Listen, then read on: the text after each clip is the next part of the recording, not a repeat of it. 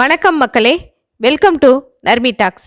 இன்றைக்கி நம்ம என்ன பார்க்க போகிறோம்னா, நம்ம வாழ்க்கைக்கு பல விஷயங்கள் தேவையில்லாததாக இருக்கும்.